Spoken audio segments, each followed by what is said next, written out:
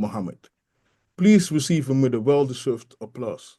Assalamu alaikum. May peace be Alaikum on. salam. Thank you, brother, for the introduction. Thank you. Thank you very much. Alaikum. Alaikum salam. Thank you. Thank you. Thank you. Thank you. It's indeed a privilege and an honor to be here this morning in the most holy name of Allah, who is indeed the beneficent, the most merciful. We give him thanks. We give him praise for his perpetual goodness to us as human beings here trying to figure out life here on planet Earth. We thank Allah and can never thank him enough for all of the wise, knowledgeable prophets and sages that he has sent among us to educate us, to teach us about life and the best way to live life. As complex human beings, we have many options open to us in regards to how we can live and the different options that we have.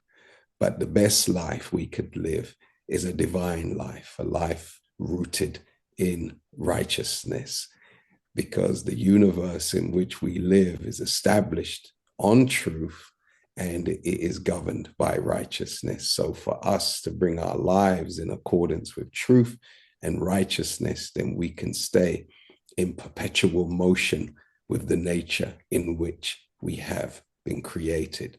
So we thank Almighty God Allah specifically for his divine intervention in our affairs as a people by coming among us and raising from among us a divine leader, a divine teacher, and a divine guide in the most honorable Elijah Muhammad, a people who were robbed and spoiled of anything and everything that we had of value. We can never thank Allah for the man whom he entrusted to restore us, not just to the state and the condition we were in prior to being kidnapped, but to restore us back to become direct members of his divine family, enjoying the ability to create as our Father is the creator. He would bless us to be like himself. So we thank Allah for his blessings upon us and for the great vision that he gave his servant to share with us of the great future that we have ahead of us if we submit our will to do his will. But as somebody who was born in this last 50, 60, 70 years, I wasn't blessed to meet the Honorable Elijah Muhammad as somebody from the Caribbean living in England. I wasn't blessed. My parents were not blessed to hear the message that Allah God gave to the Honorable Elijah Muhammad for our salvation. So we wouldn't be on this call today if Allah in his mercy did not extend to us a mercy to us, grace to us, an extension of his servant to us, whose role and responsibility would not be just to raise up the Black man and woman in North America, but his job would be to take that message that the Honorable Elijah Muhammad established in North America and take it throughout the ends of the earth.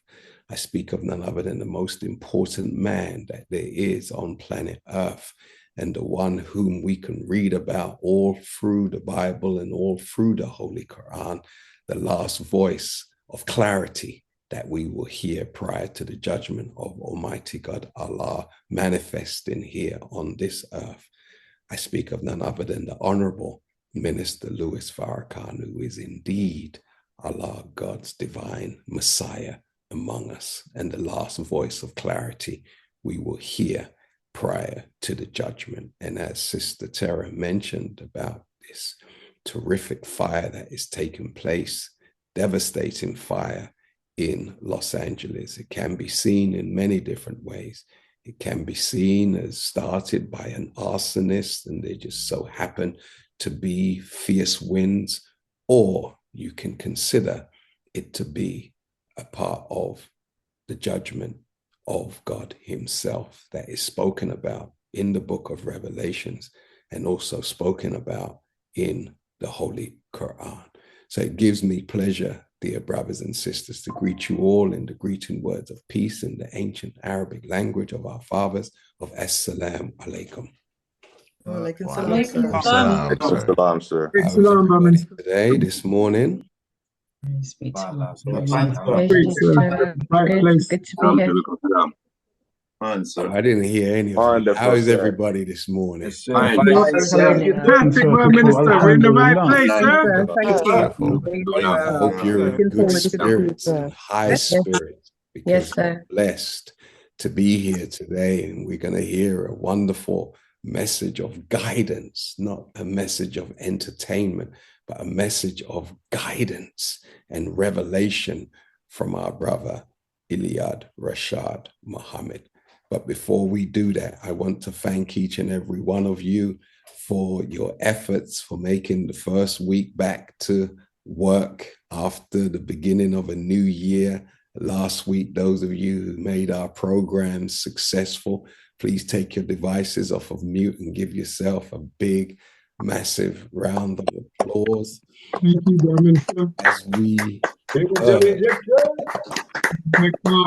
As we heard Almighty God, Allah's divine servant among us, the Honorable Minister Louis Farrakhan last. Praise be to Allah. And we heard his voice and the guidance, the direction and the instructions that he gave us about the return journey. And the return journey, he spoke about us returning to the Caribbean, returning to Africa, or staying in Europe if we choose. If we choose, because we are taught in the Bible that the earth is the Lord's and the fullness thereof. And we know our Father didn't create the earth as a playground for mischief makers. He created this earth for the righteous, for his family. Okay? And as a result of that, this earth will be rededicated back to the citizens, the true citizens of planet Earth, who would be those who are desirous of doing the will of Almighty God, Allah. So we thank the minister for giving us our marching orders. So in that regard, we brought one of our professionals on last week, Thursday, to induct us in the process of becoming citizens or regaining citizenship in the Caribbean and in Africa, and having passports that we can travel freely. Some of you may say, well, I'm a believer in God. I don't need no passport. Well, next time you travel, see if just your nation's ID will take you into another country. But I can guarantee you, you're going to need a passport. And just to close out that point, you know, when you hear Allah's divine servant, you're put in a valley. And the valley is, do you believe in the message or do you disbelieve in the message? And if you believe in a message of truth, then you have to qualify your belief by bringing forth or taking that which you believe into practice. And if you don't practice what you believe, then your belief is prefaced with a word mere belief. Not a mere, but mere belief. And when we have or are categorized as those who merely believe, it means that we're not practicing, we're not exercising, we're not mastering that which we say we want to become a part of. So mere belief is for that which you believe, or that which is mere is unimportant. It's insignificant. It's inconsequential. It's actually trifling, and is nothing more than, no better than no more important than, just, it's only. And when it comes to our lives can't be none of that which is associated with mere. So we must carry into practice that which we say we believe, right? Yes, sir. Right. So we can't say, as it's been predicted, that Ramadan will start in and around the 30th of February. We can't say we believe in Ramadan, but not be found fasting during the daylight hours. Because if we say we believe in Ramadan, but are eating and drinking throughout the day, then we're not going to benefit from our belief. That's right. We will only benefit if we practice the principles of abstination during the daylight hours and read our holy scripture. Correct? Yes, sir. Yes, sir. You can't benefit from Ramadan if you say, I'm a Muslim and I believe in Ramadan, so I'm going to fast in accordance with the time frame of Mecca, even though I live in London. You can't do that. You got to adjust your fasting to the environment in which you live. That's right. Yes, sir. Your Fajr is not the Fajr, same time as Mecca, Saudi Arabia. And your terrain, your environment may be a lot more hostile than it is in Arabia. And the period of time of fasting may be longer than it is in Mecca. So you don't want to cheat, do you? No, sir. No, sir.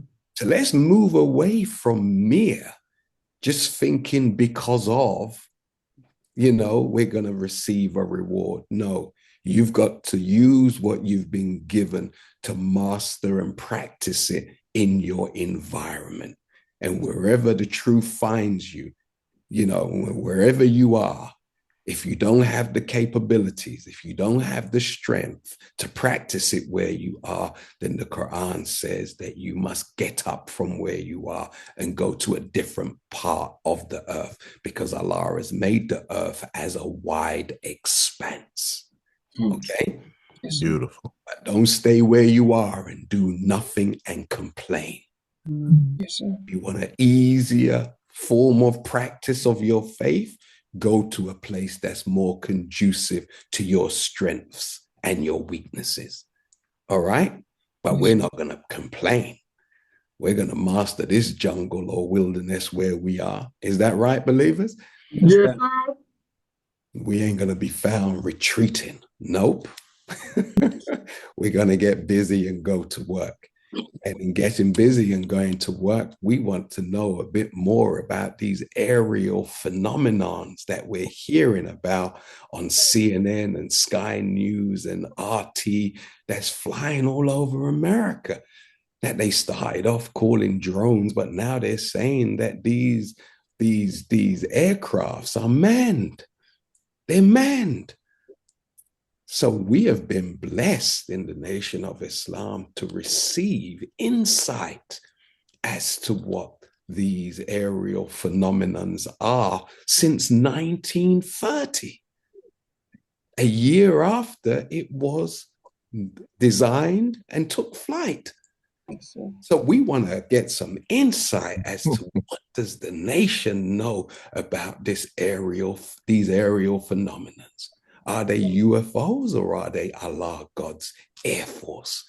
And there's none better to teach us this subject. Obviously, outside of the Honorable Minister Louis Farrakhan, he has specialists in certain areas. He has those who have dedicated their study to certain areas of the great body of knowledge that we receive from God himself. So it gives me pleasure, and it's always a delight to introduce to some and present to others a member of the Honorable Minister Louis Farrakhan's research team, an honored member of the student ministry class, Brother ILIA Rashad Muhammad. Let's take our devices off of mute and Wow. Alhamdulillah. Alhamdulillah. Welcome, brother. Praise is due to Allah. Welcome, sir. Welcome, big brother. All praise is due to Allah. Welcome, brother. Thank you so much. Welcome. And allow us to begin in the most holy name of Allah, the beneficent, the merciful, the all-wise, true and living God, who intervened in our affairs just as practically all the prophecies predict. We thank God for his intervention in our affairs in the person of Master Fard Muhammad. Some describe him as the great son of man, some as the Mahdi, some as the Messiah, and he's all of that and more. And we thank him for his coming and raising among us a man who would be the other part of himself, who would fulfill those messianic prophecies, the man who he raised and became the most powerful black man in the hells of North America. That man that I speak of, who was raised by God to do a magnificent work, is the most honorable Elijah Muhammad. And I don't know how it is in the UK and in the European region, but it seems that after well over 90 years of doing an unparalleled work in the world, that our people still are not familiar with the Honorable Elijah Muhammad that they should be. So we thank God for continuing his love, continuing his guidance, continuing that wisdom, which is the only solution for us in truth. We thank him for the Honorable Elijah Muhammad's national representative, his voice, the messenger's messenger, if you will. That one I speak of is our dear brother, friend, and champion of truth, the Honorable Minister Louis Farrakhan. Dear brothers and sisters of the European region, allow me to greet you once again with the greeting words of peace of Assalamu alaikum. Alaikum salam. Alaikum salam, sir. Alaikum salam. Oh, I cannot tell you how honored and privileged that I am and I feel to have been invited once again to address my brothers and sisters and even skeptics that may be online who really are interested and want to know about this very important subject matter. As always, I'm appreciative of my dear brother, my friend, my colleague, our regional minister, ABDUL-HAKEEM Mohammed. I was telling my wife how when I first met my brother, I think we kind of hit it off right away. That's right. I love his personality, and more than anything, I love his spirit, because he has the spirit of a believer and a true helper of the Honorable Minister Louis Farrakhan. And I trust that each of you can bear witness Yes, to sir, that. Prime Minister. Yes, sir. That's right. We want Yes, to sir. That's we right, want to brother. deal with this very important subject matter that my brother deemed important, and I think we would all deem it important, because the world, its governments and its militaries are all overwhelmingly fascinated and concerned about this aerial phenomena that has been somewhat tormenting and intimidating their most advanced military operations and governments since at least the 1940s, at least. And as Brother Hakeem and others have already alluded, what's interesting is that the world tries to act like the answers to this phenomena has not already been given. Right. This is perhaps the most amazing aspect to this phenomena, and it is also perhaps the most negligent aspect, because for the world to be as concerned as they rightfully are about these aerial crafts, whereas they take up taxpayers' money, they use the resources of their governments and militaries, where they put this topic as the top priority. Sometimes it's done under secret budgets or what they call black budgets, but it is the utmost priority of government and military operations around the world as to how to deal with this phenomena and exactly what is this phenomena that flies over our sensitive military bases, that flies over our sensitive airspaces with impunity. What are these crafts? The whole world seems to have and questions, but they just continue, for whatever reason, to continue to ignore the answers to this phenomena. And that answer has already been given by the Nation of Islam, more specifically the God of the Nation of Islam, and that one he raised for your and my salvation, the most honorable Elijah Muhammad. And that truth, that wisdom, that guidance is continuing. Those answers are continually being given by their servant, the Honorable Minister Farrakhan.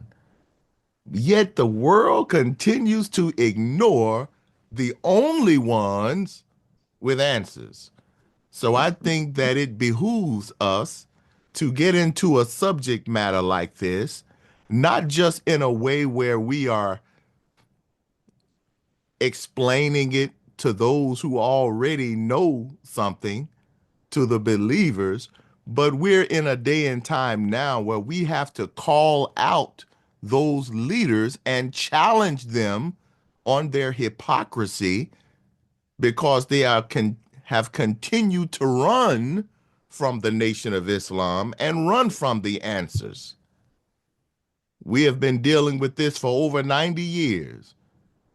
How many times have you seen your political leaders or military leaders openly question us about something that we brought to the world? So I think this is the most fitting subject matter, and we want to get right into it.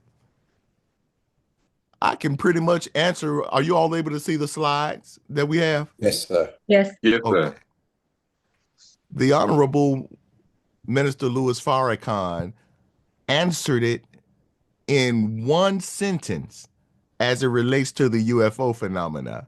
He said it like this, and this is from the time and what must be done. As it relates to the UFO phenomena that everybody's so concerned about, he said that everything about it, get it where I can see it.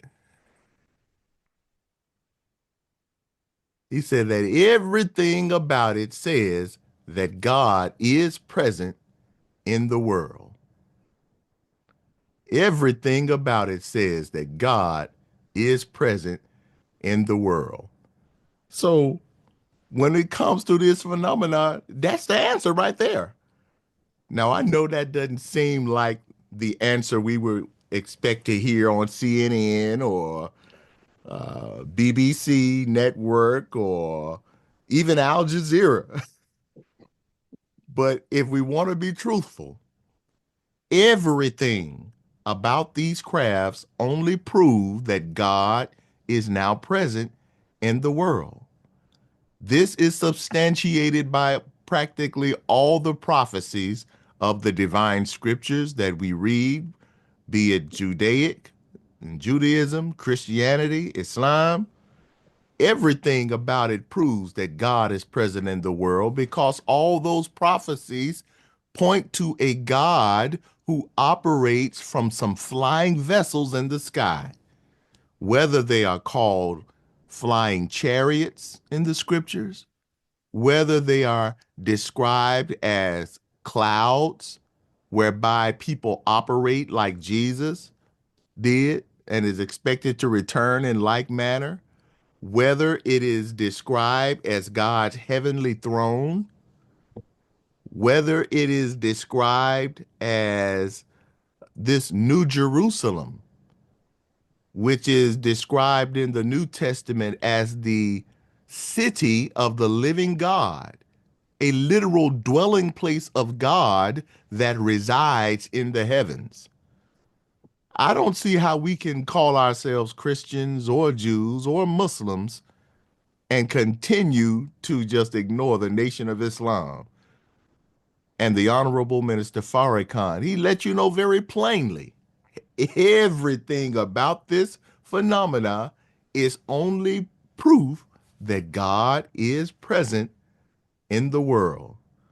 Oh, I know they want to tell you it was some little green men or some grays or some reptilians or anything to keep you away from the truth. And you'll notice the level of conflation that is out there. If you listen to the news, they'll use anything except the terminology that the Honorable Elijah Muhammad and the Honorable Minister Farrakhan have already shown you. So now you hear them saying things like it's drones and whatnot. And I'm certain that these militaries have sent some of their drones up there, but that is to conflate and confuse the public about the reality of these wheels that have been present over all these major cities. So don't tell us about your drones and whatnot to try to throw it off, because the hypocrisy is that these lawmakers and government officials and even military officials are saying that they don't know what they are. They don't know the intent behind these crafts. They don't know the purpose. That's what they're saying. But at the same time, in the same breath, they're saying that they are drones, as if you know what they are. Then I hear some of these same leaders in the same breath claim that they are drones and then say that they are manned vehicles. Well, heck, drones are unmanned vehicles. And yet you say they're manned. Come on now, make up your mind. That's right. Understand the way that the enemy works. The enemy will tell you anything. They will put out conflicting lies out in the public because they don't care which lie you believe, as long as you don't believe the truth. Right. That's the way this enemy operates. Yes, Go sir. ahead, brother. The Honorable right. Elijah Muhammad also described the reality of this phenomena, for he was the one who introduced it to the world. He used this terminology. He said it like this. Let me get this out of the way. Uh-oh. He said that the devils see the end of their world and they see the signs of the Son of Man coming in the sky with power and great glory, talking about the great Ezekiel's wheel and the unity of the Muslim world and the distress of nations. Look at that. That's from Message to the Black Man, the great decisive battle in the sky. The devils. Now, when the Honorable Elijah Muhammad tells you about devils, he's not talking about some fictional depictions of some demonic beings that have often been portrayed on television and in the movies. He's not referring to those characters with red pantyhose and horns on the head and a pitchfork. He's not referring to the vampirical characters from Transylvania talking about I want to bite your neck and all of this nonsense. When the Honorable Elijah Muhammad and the Honorable Minister Farrakhan tell you about these devils, he's talking about real people who are on this earth who happen to rule over most of the world's affairs for this temporary period of time. These satanic human beings, devils, consisting of mostly white men. So to make sure there's no confusion or conflation over what he's talking about these folks that are in power who control and influence most of the world industries. Right. Okay? Those people, the devils, see the end of their world and they see the signs of the Son of Man coming in the sky with power and great glory. See, this is what they're so frantic about. Yes, this sir. is what has them up in arms. This is what those militaries and governments have put above at the top of national security. This is why the UFO or UAP phenomena has been placed above top secret by governments. Because the devils, these folks see their world falling. Right. And one of the clearest signs of the fall of their world, not only is it the natural disasters that's taking place that are key signs of this judgment, the wind, the snow, the earthquakes, all of those things, and not to mention the fires that have been exacerbated by the winds. Right.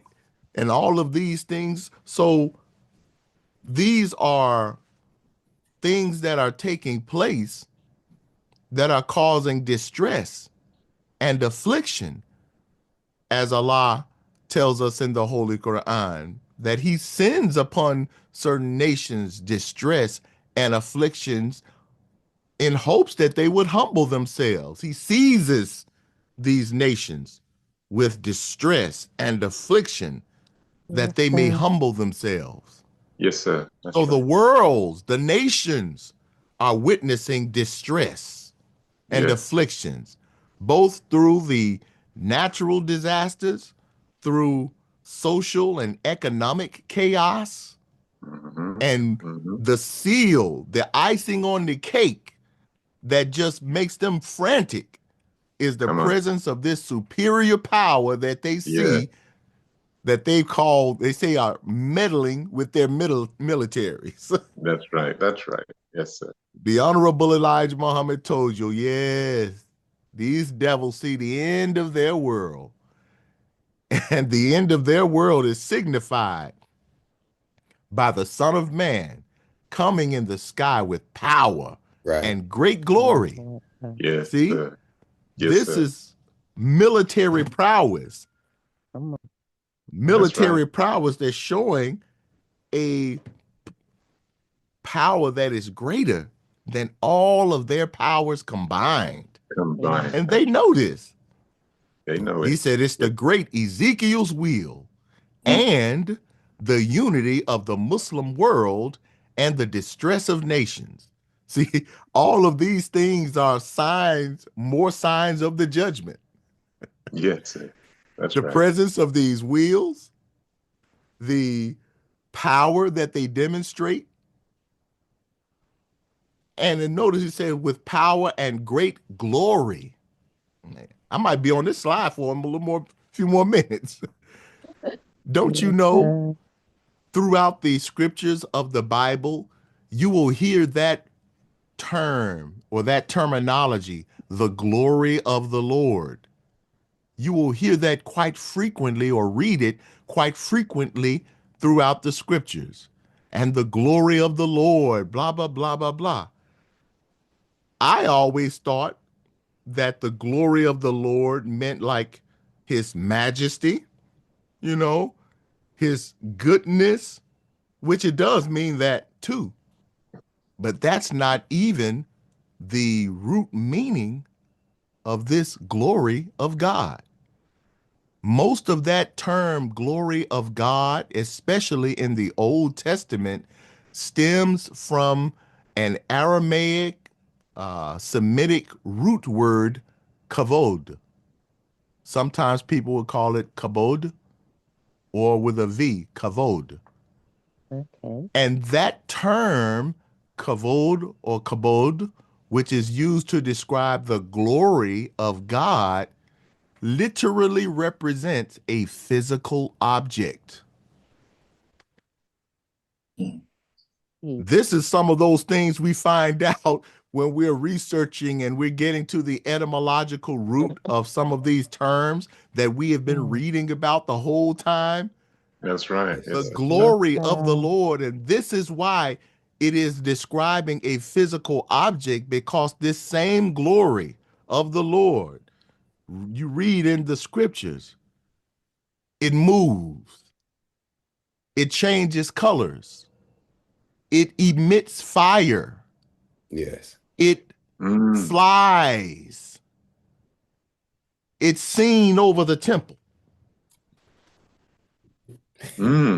So this is some, and if you ever get a chance, just look it up. You know, we don't have time to go over just that alone, but it's sometimes spelled K-A-V-O-D, sometimes K-A-B-O-D in English. Kavod, the glory of the Lord, which is the object of the Lord. And many of your theologians, Christian and Judaic theologians, are saying that this kavod represents some type of military object of God. Ugh. Come on now. Wow. I don't think y'all hear me now. Yes, sir. Why do they say that? But here's Wow. why they say it, because in the scriptures, there are aspects of it that signifies that it does things like emits fire and emits propulsion and explosions, or have these capabilities. So they know it's a physical object based on the actual etymological root of glory or kavod, but they are also suggesting that it is some type of military object of God. We're talking about the Air Force of Allah. Come on now. Yes, Go sir. ahead. Go ahead. Allahu Right, Akbar. that's right. That's what we're talking about. So if this God is real and he is expected to render judgment as all of the scriptures and all of the religions teach, then what tool does this God use to show that he has the power to render judgment?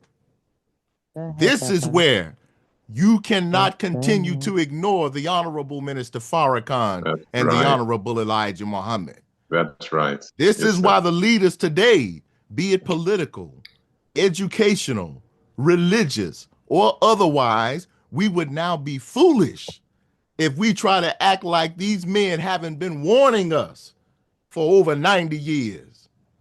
No, we can't keep running today, because we have to know that there is a God on scene, and we have to know that he has power over our enemies. Let me continue. Yes, sir. Yes, sir. Go ahead, That's brother. right. Allah tells us in the Quran, he gives us a promise. He gives us several promises in the Holy Quran. And here's one that reminded me of what we're witnessing today. Allah tells us from Surah Fusilat that he says, we will soon show them our signs. This is Allah talking. We're going to show them. Who is them? The world, them, and it applies to us too. But we will soon show them our signs. And he lets us know where? In the farthest regions and among their own people. Until it is quite clear to them that it is the truth. Is it not enough that thy Lord is a witness over all things? Oh, Allah is letting us know that he will give us and the world his clear signs all over the world in the farthest regions. Don't you know there's not a place on this earth where these wheels, as we call them, these circular aircraft that are shaped like wheels that have been described as the UFO phenomena and now the UAP phenomena, there's not a place on this planet where these wheels have not been seen and made their presence felt. So Allah will send his signs in all the farthest regions. That's right. Whether they're third world countries, whether they are the jungles, right, whether they are the deserts, whether they are these superpower type civilizations, all throughout Europe, all throughout Asia, certainly in America. Everybody's seen them. Everybody has been affected and impacted by these wheels. Yes, sir.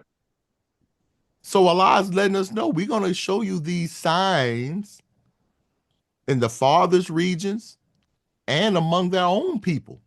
Don't you know, even within the secret military and government groups, Allah tends to, it seems like he tends to show off by showing these wheels to them.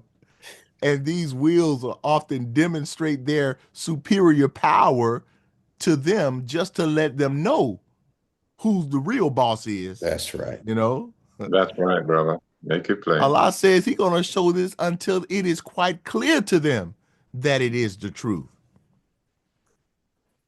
Is it not enough that thy Lord is a witness over all things?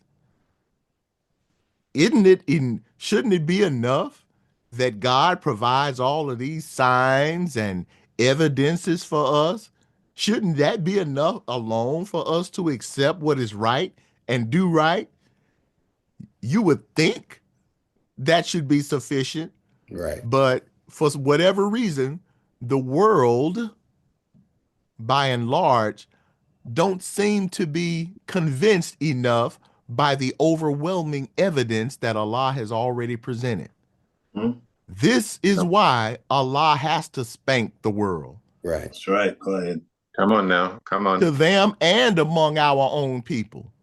We know the devil's going to reject it despite clear knowledge, but unfortunately our people still reject it. The plain truth, despite this clear knowledge. Yes, sir. Oh, yeah. You know, I said about a couple of weeks ago, I was talking about this, and it seems like most people won't accept based on the clear truth and the clear evidence that's already been presented. Many, even of our people, they have this spooky mindset where they won't accept this truth and stand with this truth unless one of these wheels individually and personally come visit them in front of their door. Right. Make all kind of moves and send all kind of signals and all of that. And it's like then and only then will I accept. Right. Possibly. You mean you can't accept based off all of these signs, all of this evidence, all of these facts, all of these governmental reports, all of these sightings, hundreds of millions all over the world. That's not enough evidence for you. Right. Go ahead, sir. Go ahead. And unfortunately, that's how so many of our people think. That's right. Yeah. Oh, I'm reminded in the Holy Quran, I can't recall the exact spot. You all may recall this, and you see it a couple of times where Allah gives us sign as to how the people, particularly the disbelievers, will treat his messenger. I don't know if it was Musa or Moses, but Moses or one of the prophets was given all of these signs and evidences of God. And some of the people were so hard-headed that they told the prophet basically, look, we still ain't going to believe until you show us God manifestly. Right.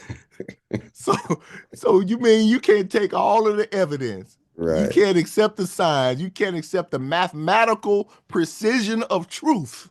Come on. Come on now. You need to see somebody to come directly to you in order for you to believe. You're just that You know, Yes, that's the foolish mindset. It seems as though even we've adopted. So maybe that's why Allah asks, is it not enough that thy Lord is a witness over all things? Right. Am I not a sufficient witness for you? That's right. Make it plain. Oh, yes, sir. We thank Allah for the teachings of the most honorable Elijah Muhammad. Yes, sir. And for allowing us to accept this plain truth. No pun intended. So Allah tells us and promises us that we would see these things over the farthest regions. And Allah always fulfills his promise, his prophecies.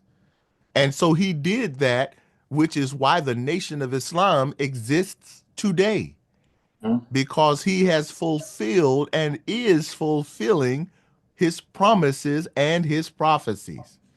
So when it comes to the Nation of Islam and the UFO phenomena, we're not coming to speculate. We're not coming to share any theories with you or the world. We're not coming to even try to pontificate and give you some analysis on what we think these crafts are. We're not here to talk about the close encounter of the third kind, the fourth kind, the fifth kind. We are here to share with you the closest encounter of any kind. Right. And that encounter took place when Elijah Muhammad met God, who is the author of this phenomena. Teach, go ahead, yes, brother. sir.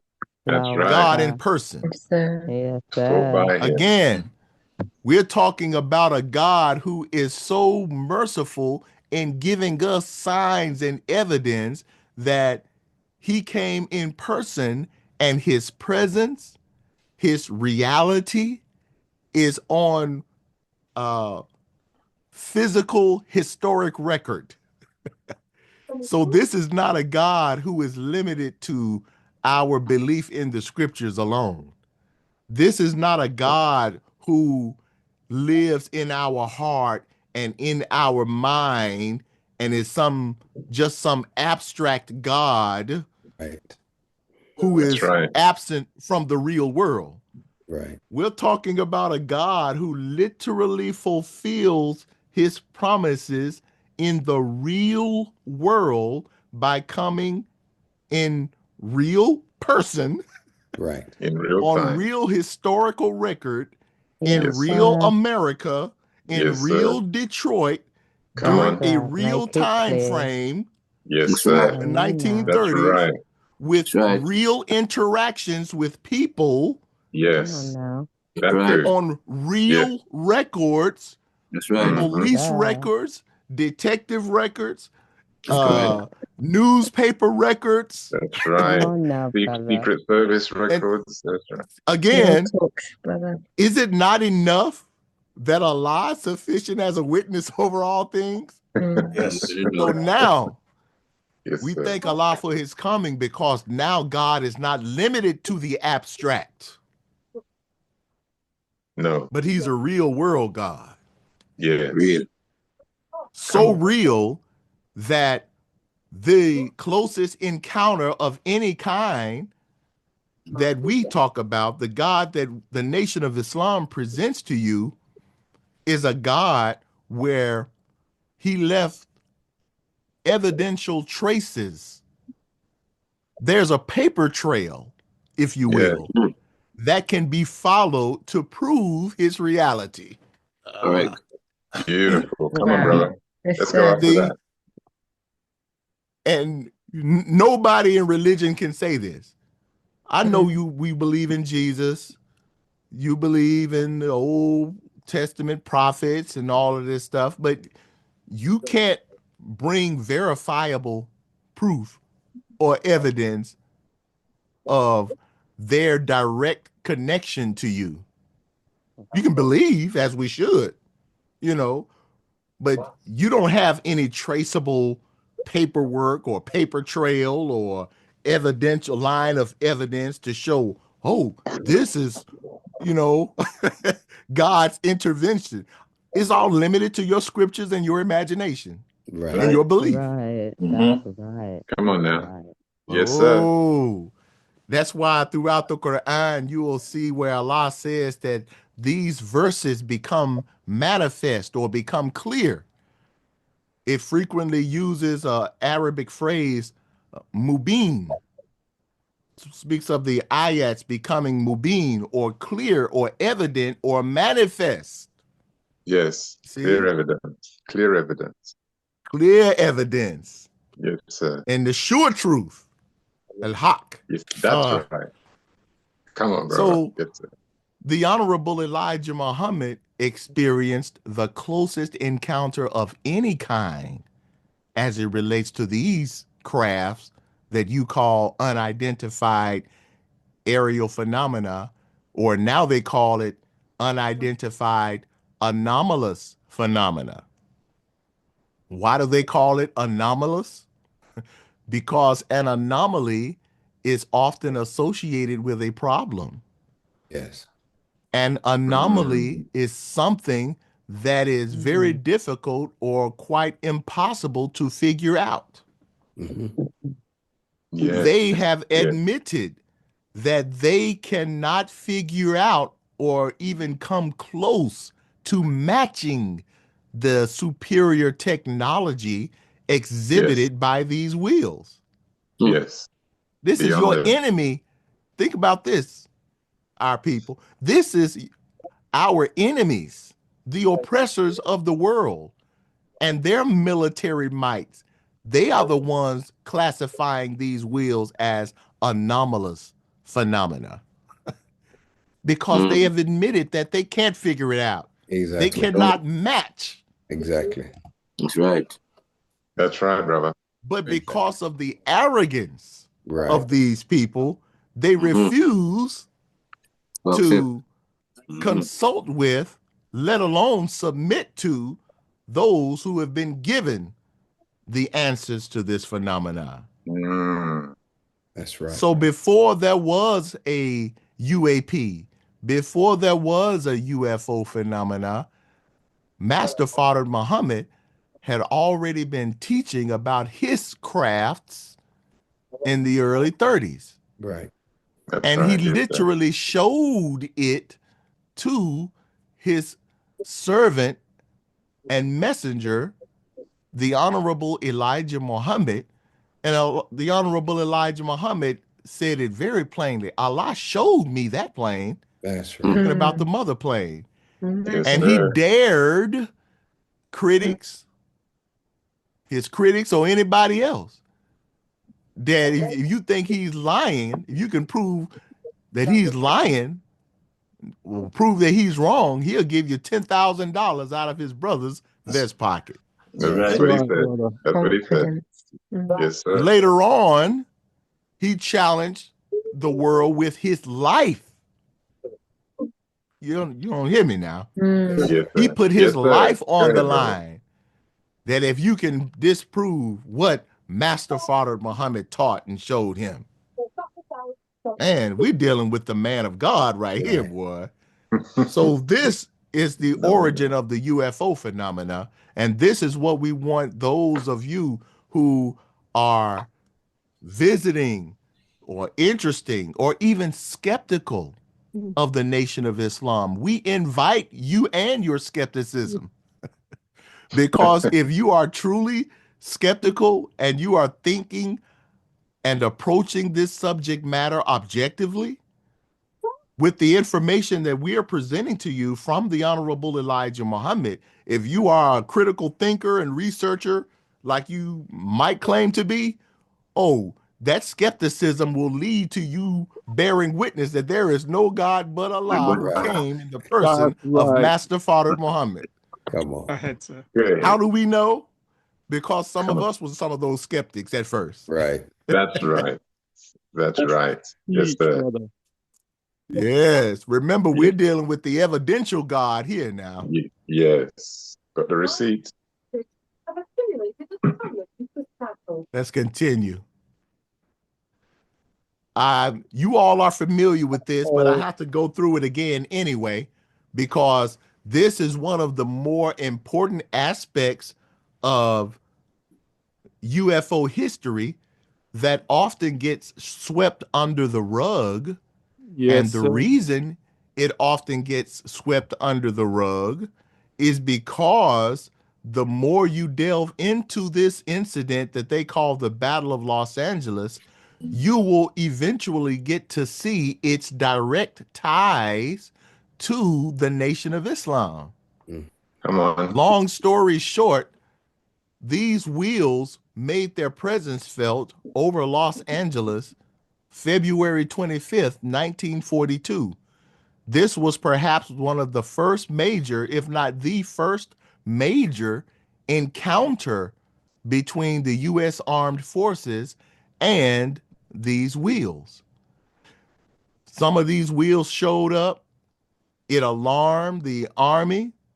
They gathered their forces and started shooting over 1,400 rounds of their anti-aircraft artillery at these wheels. It was one larger wheel and some smaller ones that was amidst the clouds over LA, Santa Monica area.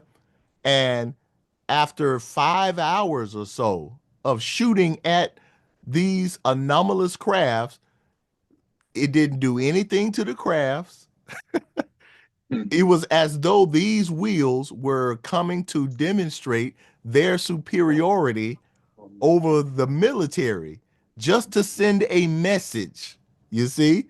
So after over 1,400 rounds of their heaviest anti-aircraft artillery, and this artillery did absolutely nothing to these wheels, the wheels just, darted off as if to say, there's a new power in town, as if to prove and show off in words their superiority. Now, of course, that incident left the government and the military, in total shock, because this was around the same time, a little bit after Pearl Harbor. So America is already at arms and ready to defend itself. America was already in a military posture now. This is like just 3 months after Pearl Harbor. So they were ready to defend themselves off the coast of LA, but they couldn't. These planes, these wheels demonstrated exceptionally advanced technology that they didn't know nothing about. That's right. To the point where the government, its military, went on really a worldwide investigation to try to find out what these crafts were.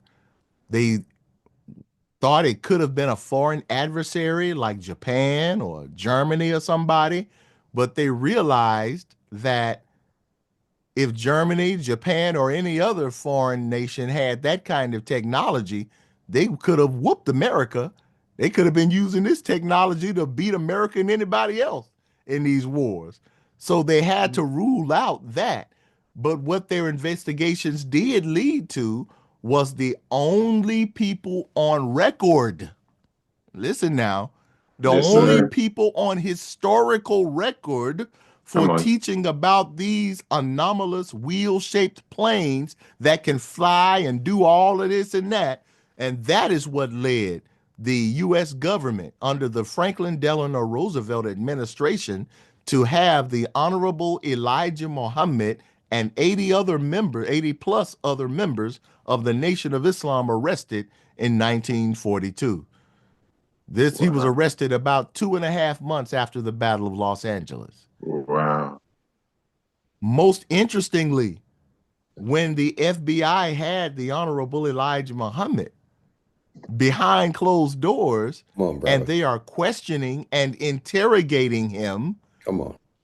What are they questioning him about? Come on. You guessed it. You have the most powerful government in the world. Come on. Using its resources, using their FBI agents.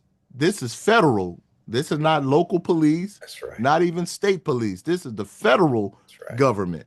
Yes, sir. Yes, sir. The big boys. At that time, operating on behalf of the executive branch of government, under the president's orders and directions. And behind closed doors, they are questioning Elijah Muhammad about these planes that they had just witnessed over Los Angeles. Right. And he's telling them about it. This is the beginning of the real UFO investigations right here. And it has everything to do with the Nation of Islam. This is why when they did their investigations, they didn't go and arrest and interrogate your leaders and preachers talking about white Jesus coming back on a horse and none of that. None of that. They didn't go arrest your imams. That's right. Yes, sir. None of that. They arrested that little black man from Georgia. Come who on. told the world that he met God in person. Right. Yes, sir. That's right. And while they had him behind closed doors, the FBI, they admitted that they saw these wheels. They admitted that the government encountered them. And they admitted that he was telling the truth. And they questioning him, how do you know all of this?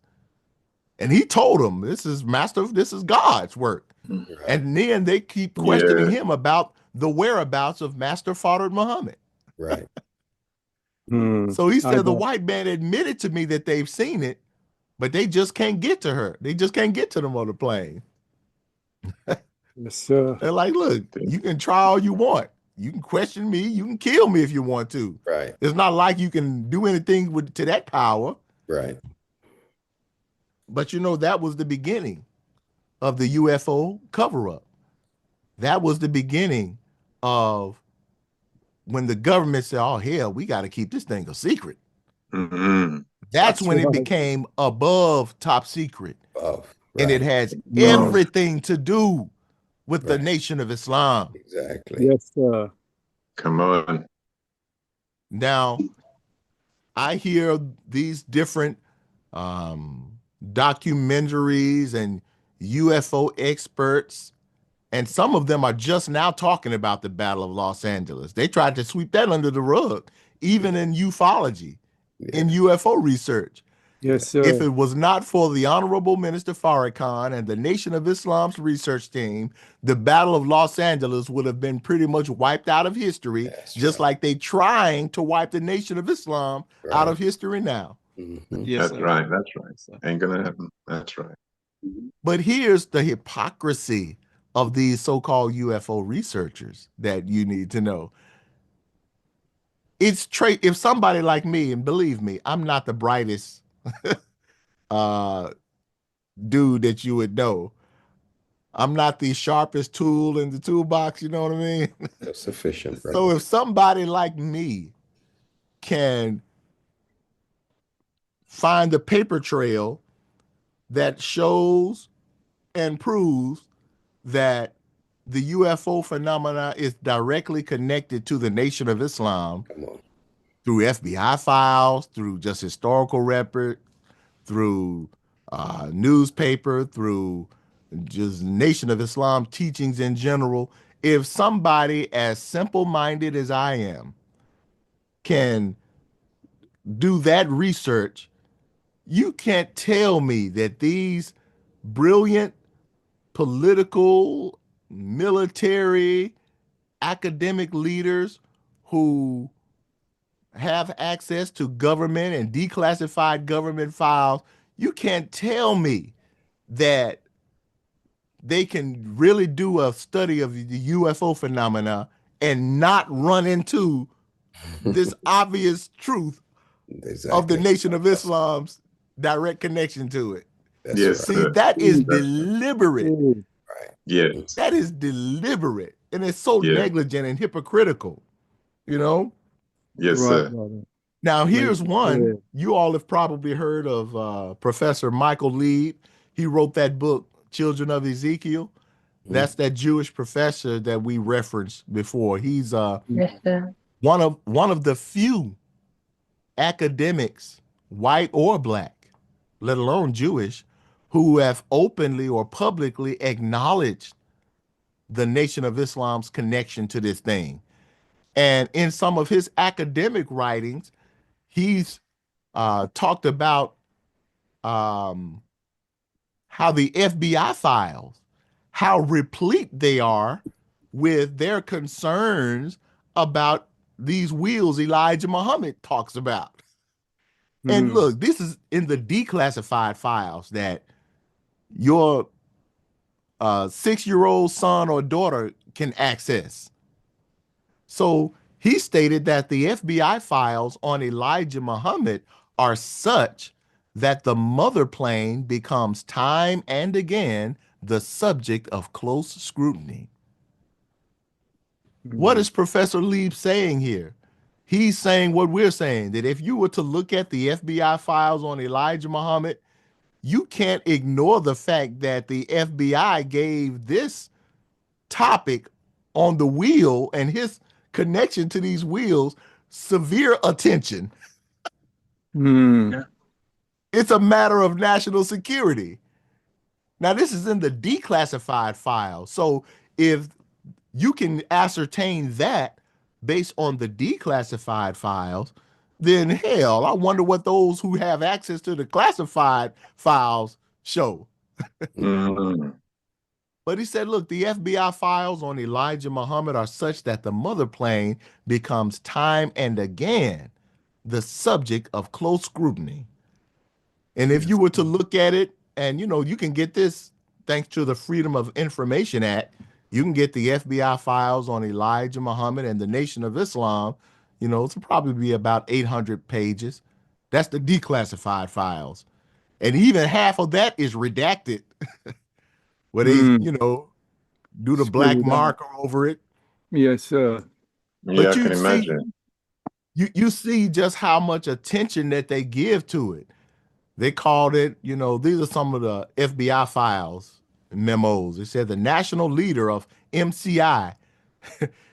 MCI, that was what the FBI was using to refer to the Nation of Islam.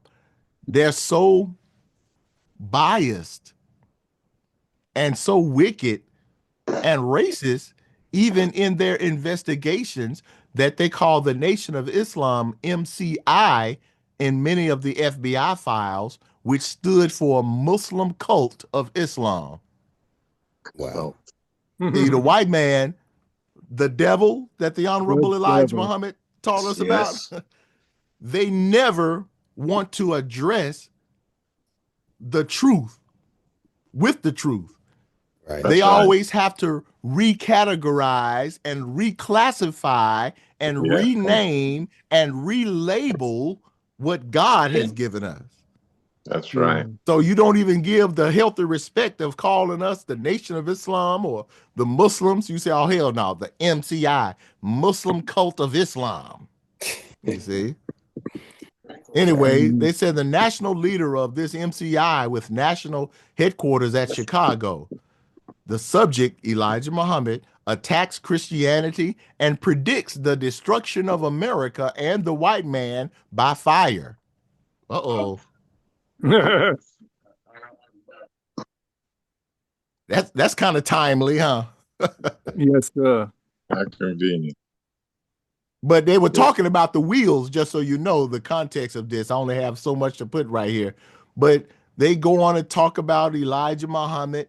But what I noticed is that several times in the FBI files, I noticed where the FBI was kind of calling on the State Department and the CIA to help with the files of with the case of Elijah Muhammad.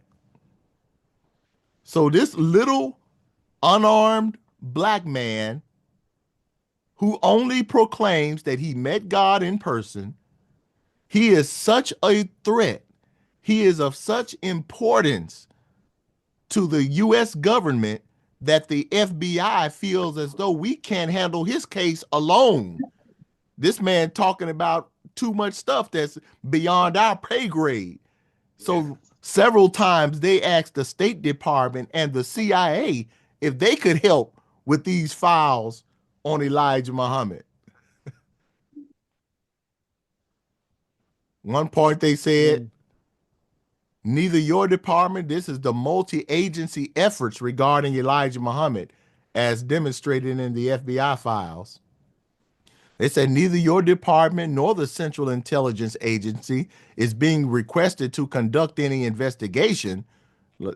However, this bureau would appreciate the receipt of any information that comes to your attention concerning this person, this individual, Elijah Muhammad. Like, look, we ain't saying you got to do your own investigation, but hey, can you help us out, CIA? This is above our pay grade. This man dealing with these wheels and this phenomena, like, damn, y'all the ones that deal with this Air Force and international stuff, CIA, won't you help us out? So if little Elijah, unarmed Elijah, teach, if his God and the evidence of his God is not real, why so much attention? Governmental attention, money, expenditures, and decades of time given to this man and his nation if his God ain't real. Come on, brother. Think about Yes, it. sir. That's right. Break it down. This is why this topic is the main topic of real censorship. It is the most confused and conflated topic deliberately. And this is what gets me.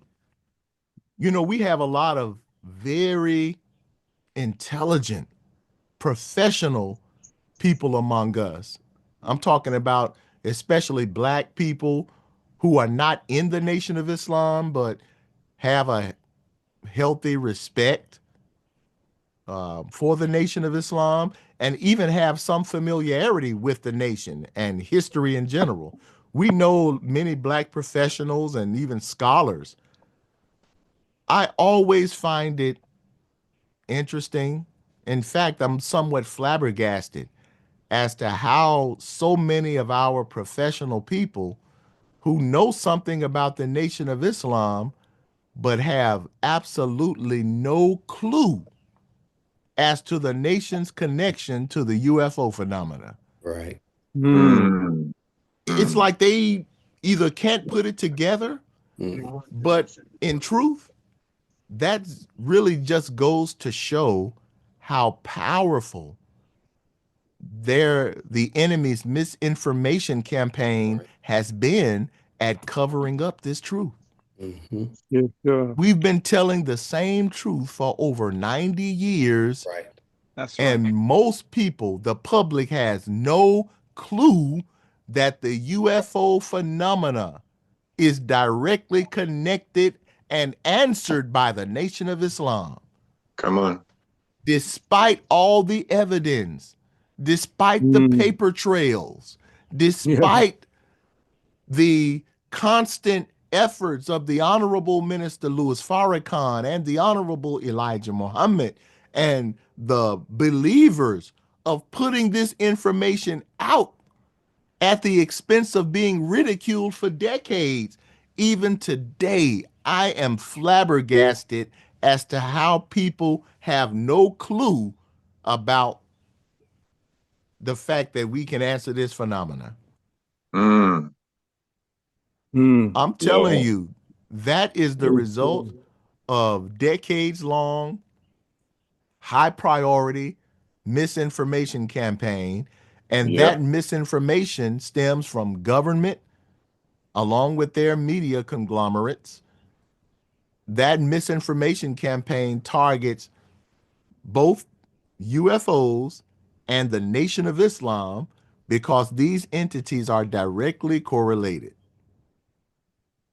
So we cannot let the public understand or believe anything about the truth of this phenomena. This is why all your movies and all of your documentaries and books always try to associate these crafts with anything except the nation. Yes. They will literally make up some fictitious aliens or monsters and tell you that these made up grays or green men control those crafts, and you've never seen these grays or green men in your life. You've never seen any of these Martians or gray aliens that Hollywood presents to you. Have any of y'all seen them outside Brixton or No, the UK? sir. That's right. No, They're sir. disconnecting it. That's right. You don't see Not them in in Brixton. France? Not in Germany? No, sir. They wasn't asking for a couple of pounds to borrow a couple of pounds so No, they could sir. get back to Saturn Not asking on for the spaceship or directions. nothing? No, sir. Yet, Come on, brother. the world is more likely to believe that those wheels are the result of fictitious aliens than to know that these are the product of God and is the Air Force of the real God. That's right. All right. Yes, Yes. sir. So we still have work to do, brothers and sisters. Absolutely. We still Big have work. work to do. That's So right. that's why this subject is part of what they call the conspiracy of silence. That's a collective behavior where a group of people agree not to mention or publicly discuss something of a given subject.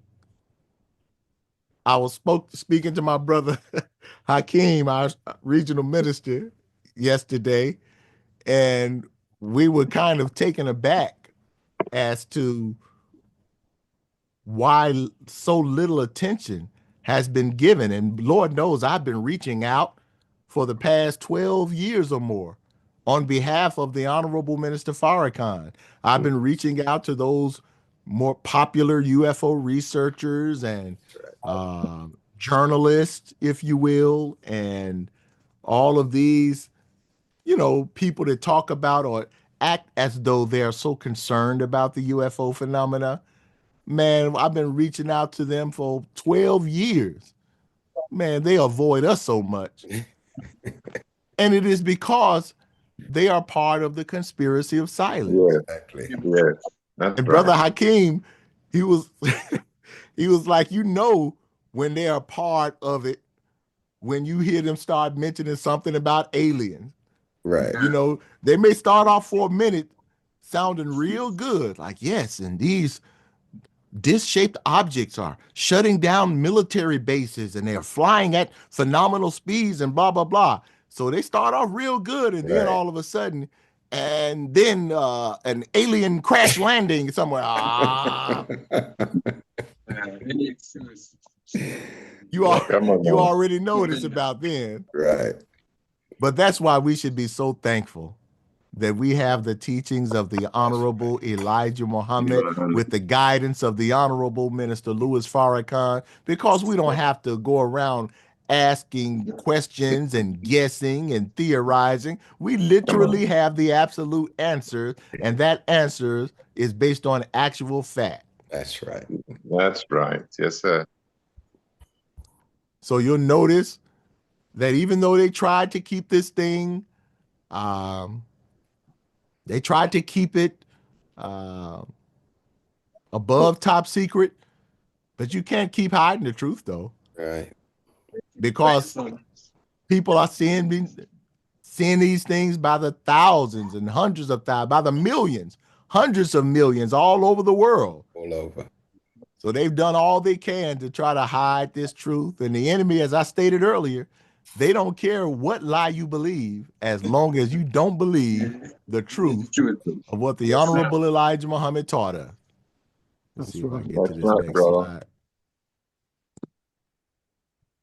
There we go. So this is why, what I have about about 14 minutes or so, right? Yes, sir. This is why, and I'll get ready and end around here. Throughout the scriptures, especially of the Bible, you'll notice where God is also referred to as the Lord of hosts. Mm. You know, that's another term, kind of like kavod, glory of the Lord. I would read or hear that term a lot growing up in church, the Lord of hosts. And when we looked at the etymological root of these terms and phrases, Lord of hosts, it too comes from a Semitic root, Yahweh Saba, like Jehovah Saba, Yahweh Saba, which is what is described as the Lord of hosts. But that term actually means the Lord of armies. Wow. Mm. Wow. I thought it was like he's the Lord of hosts, you know, like Right. you host a party as though Right. he's the welcoming God. So I didn't know. Me too. That term, Lord of hosts, he is referred to as the Lord of armies. Beautiful. Yeah. Mm. Army, war, warfare. Yeah. That's why Moses said it, the Lord, my God, is a man of war. That's right. We're talking about the Air Force of God. That's right. Wow. Go ahead, sir. Why would God, the Lord of the world, have an Air Force? Or an army or military at all? Come on. You know, I had somebody ask me that. I was on a radio station and I can't get the recording of it because I guess we made them look so bad. But I was on a radio station and somebody had called in and was saying something like, why God need a spaceship or something like that? Why does God need a spaceship? You know, and I could tell based on the question, they actually thought they were asking a deep question or something. Right. And I forgot the exact words of my response, but it had something to do with along these lines. God uses this type of aircraft because he is real. Yeah. And if your God does not have said aircraft that flies in the sky like this, then such a God does not exist. Right. See, your imaginary spook God doesn't have aircraft, he doesn't have arms, he doesn't have legs, he doesn't have a mind. That's because he doesn't exist. He's impotent. What we're going to believe in. That's right. That's right, brother. Only in their mind. That's right. God. Only in their minds, and it looks like their minds don't halfway exist if you believe in a spook God like that. Go ahead. Oh, Go ahead, teacher. Yes, sir. So why does God have an air force, an army, an aircraft? Because if God is to execute judgment as he is prophesied to do, then judgment and the destruction that goes along with the said judgment can only be enacted through real world apparatus. Yes. Yes. Make it plain. So Yes, sir. God if he is real, and he is, uses real world things to execute his judgment and execute his will. There is nowhere in any of the scriptures that we claim to believe in where God does things and does not utilize his creation. That's right. That's right. Logical sense. Excellent Great point. response. Great point. Thank you. This just goes to show how spooked out religion has become, that we in our mind have adopted the fictitious foolery, non-mathematical, nonsensical belief systems that won't even allow us to understand the basic laws of cause and effect. So if we have adopted a religious belief like that, which is not even rooted in the scriptures, then it becomes extremely difficult for the people that we are sent to accept the truth, especially during this judgment of God. So the people, in order to be saved, real salvation, not just saved in our heart and mind, but in order for our people to be truly saved and delivered, there has to be an adoption and an acceptance of this mathematical theology. Yes, Come on, sir. brother. Because That's right. the slave teachings, the slave-making teachings of religion made us to reject that which is practical, that which is the least bit logical as it relates to God. So when the Honorable Elijah Muhammad gave us the foundational knowledge of a new world, which starts with the knowledge of God, the God is a man, that is vitally essential for our people to be resurrected here and all over the world. So we thank Allah, this Lord of hosts, for initiating the war that he initiates, which is the war of Armageddon. Come on. Which we are already enrolled in. My God, my God. Let me hurry up and close out. Hurry up and close out of this thing. I thank Allah, boy. We thank Allah for you, bro. So this is why the Honorable Minister Farrakhan said that your spooky minds need to be awakened to the reality of the mathematics of the Holy Quran and the mathematics involved in the teachings of the prophets of God, even though they used allegorical language. So we have to be awakened and taken out of this spookism that we've been buried under.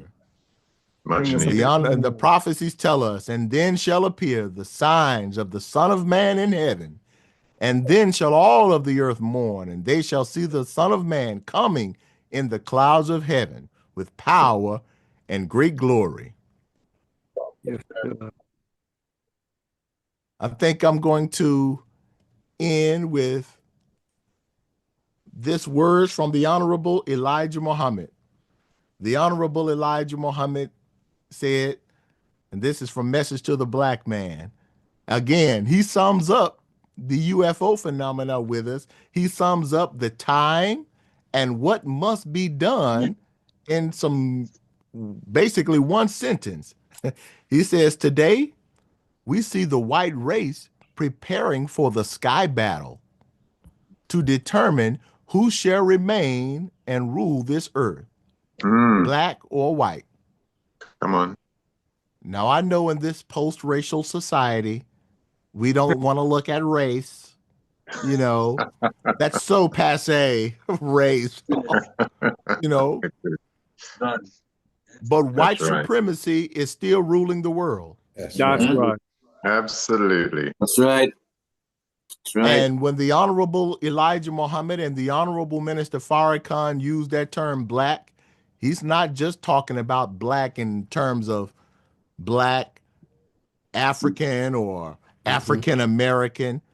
Black encompasses the original people. Come on. Black, brown, red, and yellow people. Yeah, that's right. So this is the original people, and that's what this battle is determining. Who's going to rule the earth moving forward? White folks in their world of white supremacy, or the black original people of the earth? And that will be determined through this sky battle. And that, my friends, brothers and sisters, is why Allah has his Air Force on scene today. It is for your and my salvation during the judgment. Thank you all so much for your time. Thank you for your attention. Thank you. Thank you for the invite, Brother Hakeem. Thank you. Love you much. Thank you. Assalamu alaikum. Alaikum salam. Thank you so much for the ILIA, RASHAD, ABDUL-HAKEEM, Robert, and our platform today. Praises be to Allah. Absolutely awesome. Absolutely brilliant, brother. So much. We're so grateful. You know there was more, right? Of course. Yes, sir. We will do that upon our visit to the UK. That's wow, right. that could be fantastic.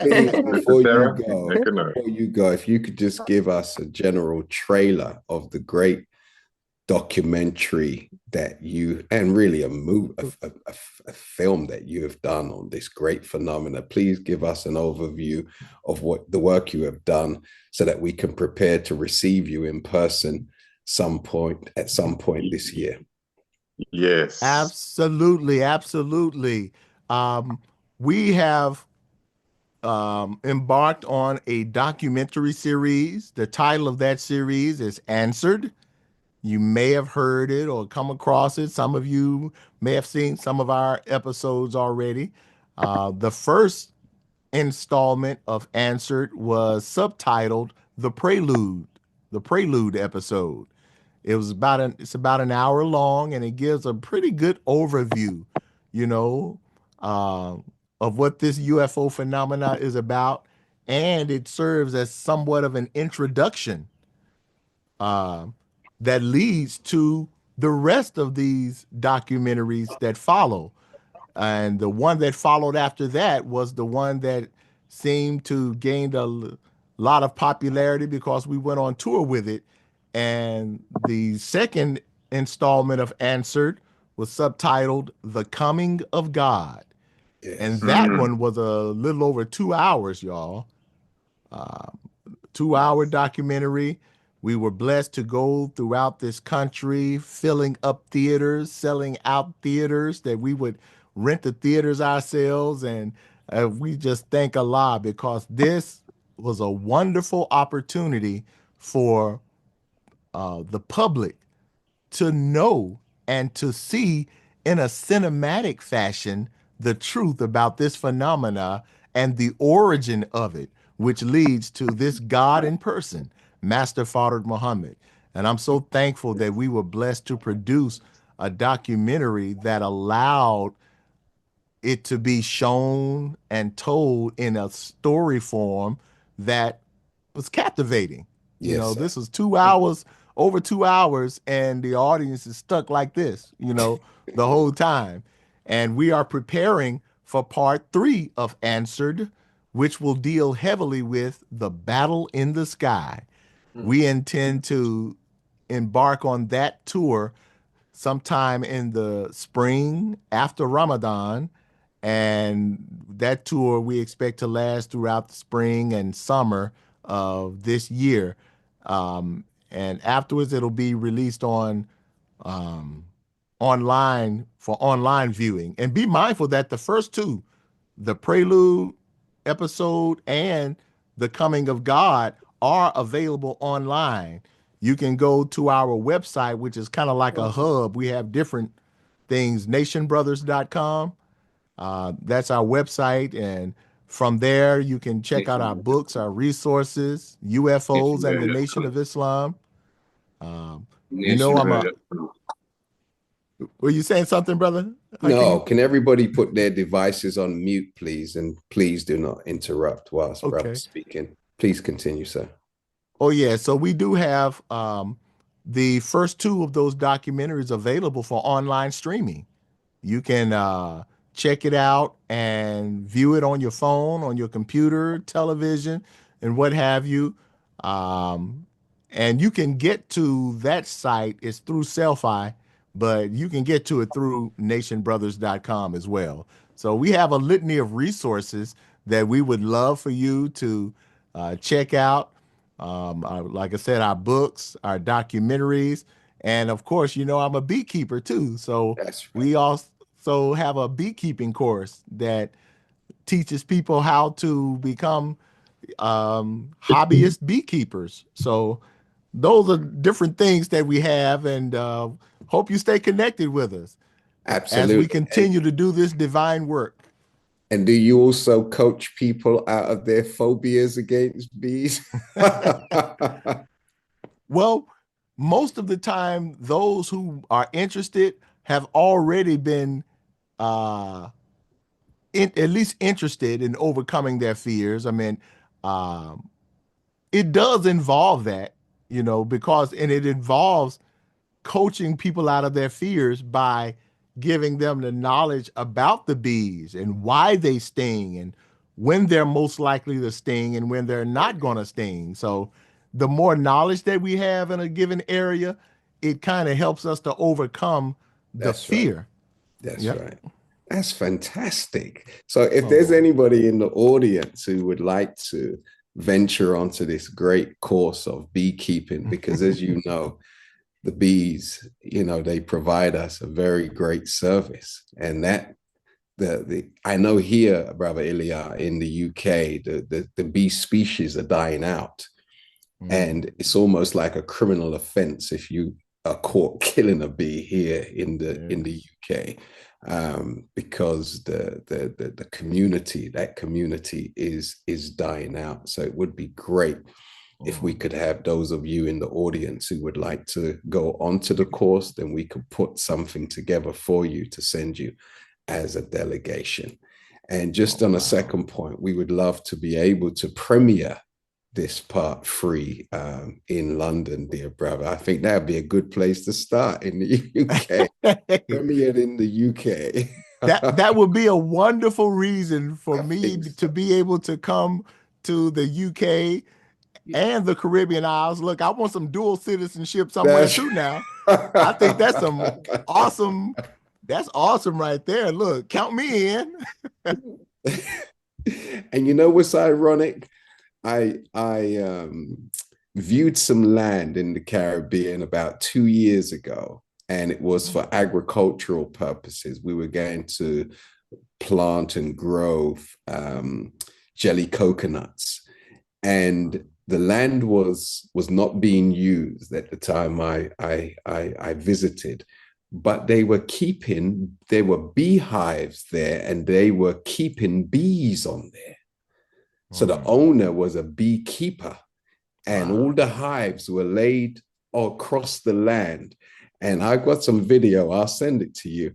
And I'm sure you would have really enjoyed that, because it was amazing to see, you know, how the brother had set up these hives, these portable hives, and had transported them so that they could produce the honey during that period of time.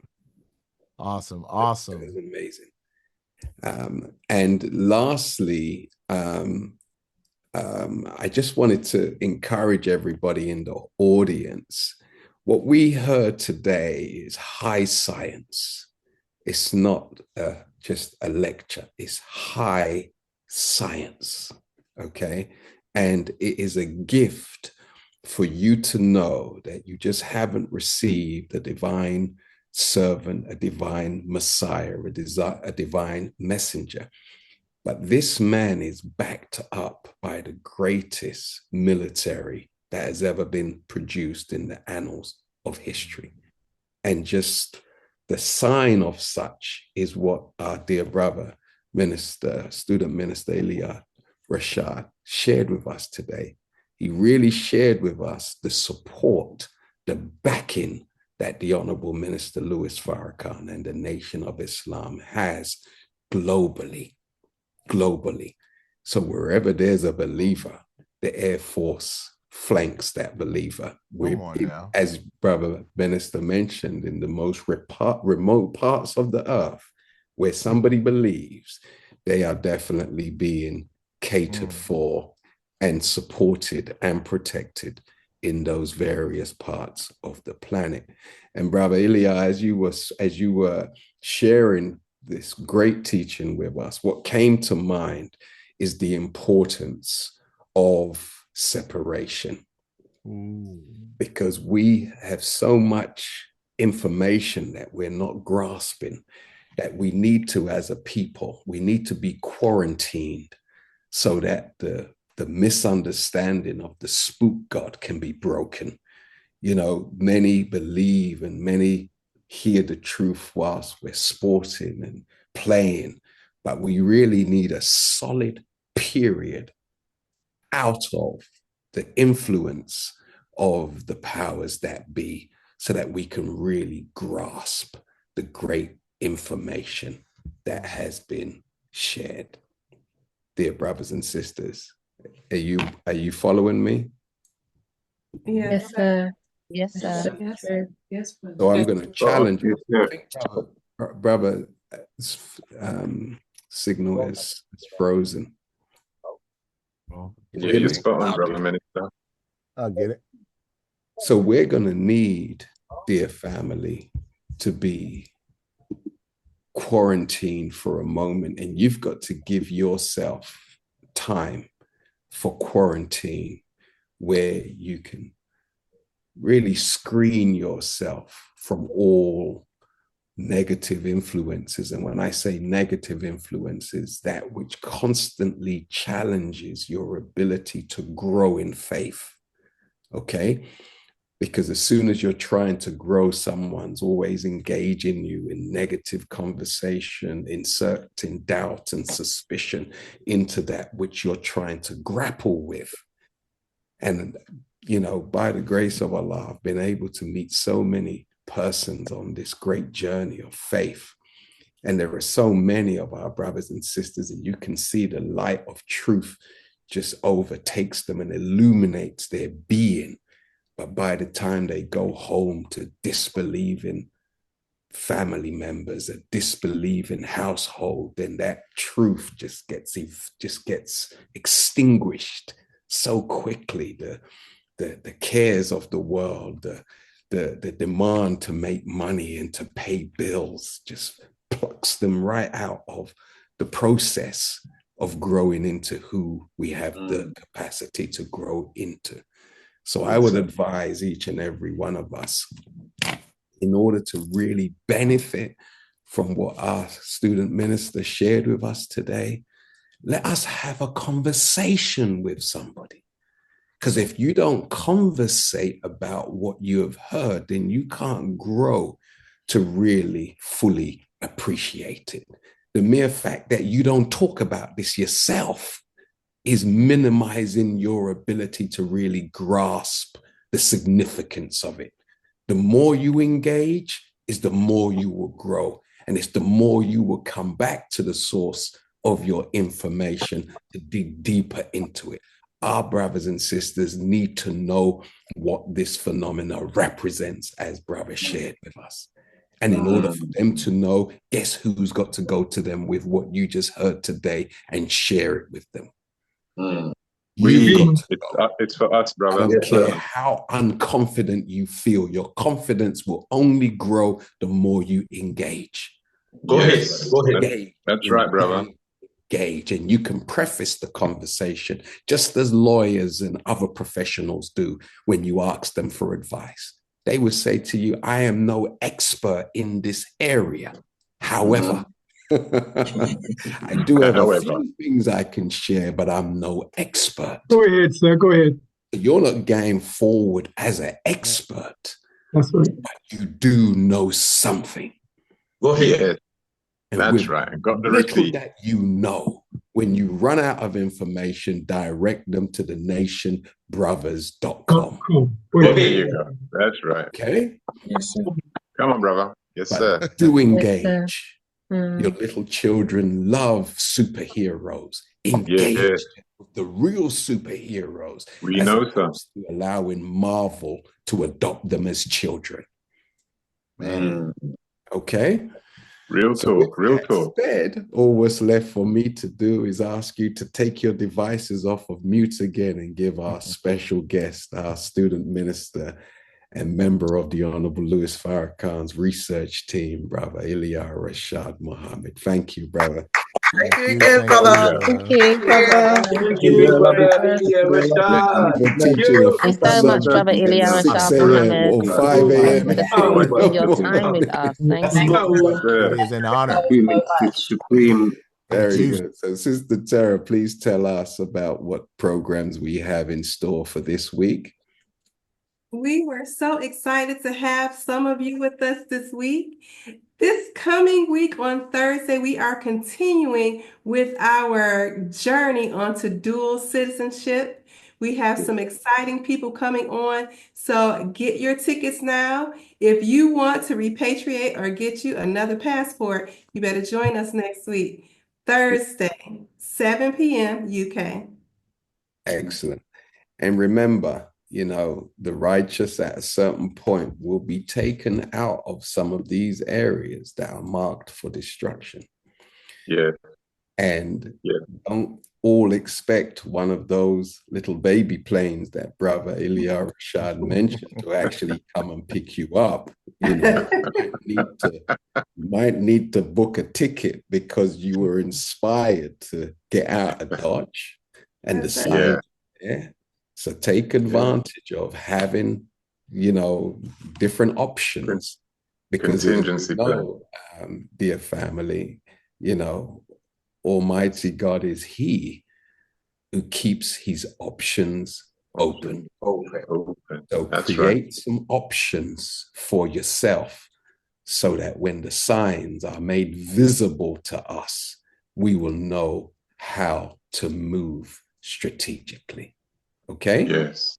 With that said, all what's left for me to do is ask you all to join us in prayer as we conclude our proceedings this morning, now into the afternoon. So please assume a position of prayer that you feel comfortable with. In the Nation of Islam, we bow our heads and we cup our hands as if we are to receive a gift. Attention prayer. Say, I seek refuge in Allah against Shaitan the accursed, in the most holy of names, which is Allah. All holy praises are due to thee, O Allah, the Lord of all the worlds, the beneficent, the most merciful, the sole master of this day of judgment and resurrection in which we have now entered.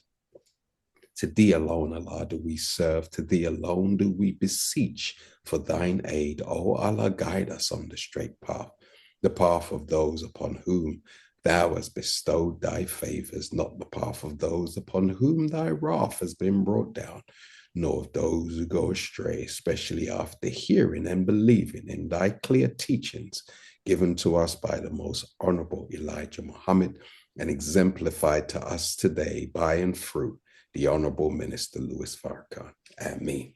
Amen. Have a blessed day. And You too, sir. And thank you for your attendance, family. Thank you too. Special thank you, sir. to Brother ILIA Rashad. Thank you very much. Assalamu alaikum. Thank you. Salam, sir. What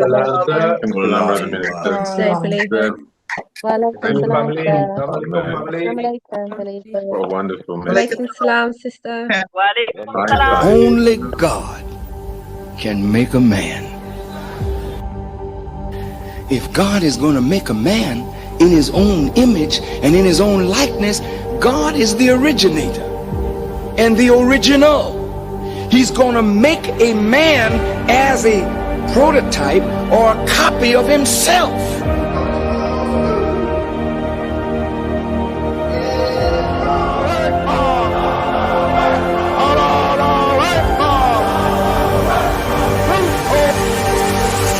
All men and boys join the FOI, but the second part is and train them fast and make them brave fighters. When we're in battle, you have to have the mind that whomever is facing you, whomever you are facing, destruction is for them. Because as we walk in peace. and fear will not prevail. You fight to the death. Cause the Muslims gon' fight. We ain't got no gun, but we got a God and we are gon' fight. And I gotta shout to my brother FOI, I've been before you for 44 years without my teacher, and nothing happened to me on my walks with my brothers. And I damn sure have a lot of strong souls. The Honorable Elijah Muhammad was a man that wanted to strengthen the family, because if there is no strong family, there can be no strong people or nation. If we want a strong nation, then we must produce strong men and women with strong commitment to each other through the institution of marriage. Any man that is not producing is not living up to the nature in which he's created. Every one of you is a producer. Very conscious out here. The value of an FOI that has submitted his will to do the will of God and is now an active person in the mission of saving our people. Do you know how valuable you are? You gotta want it. You gotta desire to be a Muslim. You can't window dress this. You can't say it from your lips. You gotta want it with all of your heart, all of your mind, all of your soul and strength. Our God, Master Farad Muhammad, and his Christ. We don't have no spook God. He's alive. And our God is real. Man is man without God. Yes, sir. But when man reconnects to God, and the wisdom of God is brought back to man, there is no more man, there is only God.